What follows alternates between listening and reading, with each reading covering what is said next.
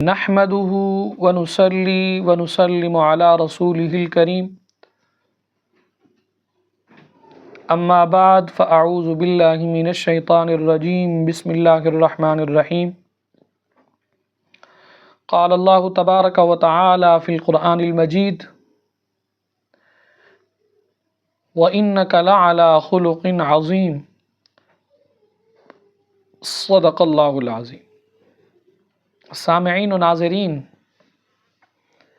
آج کے درس کے اندر ہماری گفتگو کا عنوان ہے نماز جنازہ کے فرائض و واجبات اور ارکان کی تفصیل۔ یاد رکھیے، نماز جنازہ کے 2 رکن ہیں۔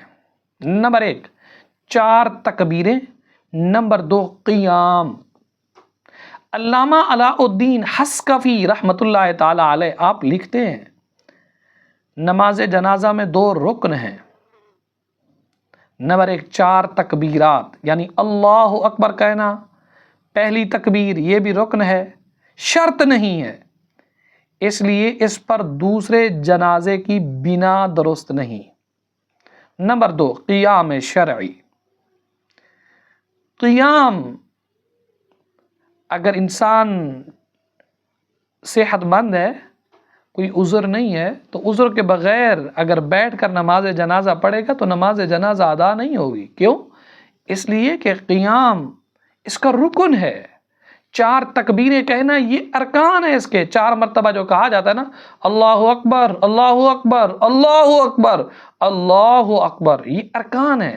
اور کھڑے ہو کر نماز جنازہ ادا کرنا، یہ بھی اس کا ایک رکن ہے دوسرا۔ یہ 2 رکن ہے، اگر ان میں سے کوئی ایک بھی نہ پایا جائے تو نماز جنازہ نہیں ہوگی۔ نماز جنازہ میں سنتیں 3 ہیں۔ نمبر 1 اللہ تعالیٰ کی حمد کرنا، نمبر 2 اللہ تعالیٰ کی ثنا کرنا، اور میت کے لیے تیسرے نمبر پر ہے دعا کرنا۔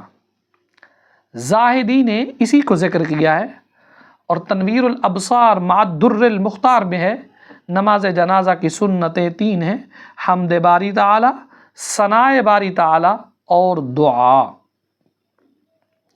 تو معلوم یہ ہوا نماز جنازہ کے ارکان 2 ہیں، نماز جنازہ کی سنتیں یہ 3 ہیں، اور اسی طرح علامہ ابن عابدین شامی رحمۃ اللہ تعالی علیہ آپ فرماتے ہیں، فرمایا نماز جنازہ کی سنتیں 3 بیان کرنے کا تقاضا یہ ہے کہ ثنا اللہ عز و جل کی جائے۔ انہوں نے آنے والی سطور میں جو ثنا کی تفسیر ہے سبحانک اللہم و بحمدک کے کلمات سے کی ہے، تو معلوم یہ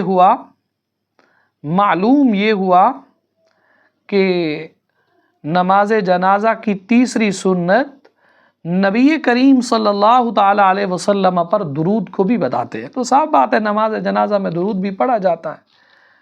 تو یہ تمام چیزیں نماز جنازہ کے احکام کے متعلق آپ کے سامنے رکھی۔ اللہ عز و جل ہمیں سمجھنے کی توفیق عطا فرمائے۔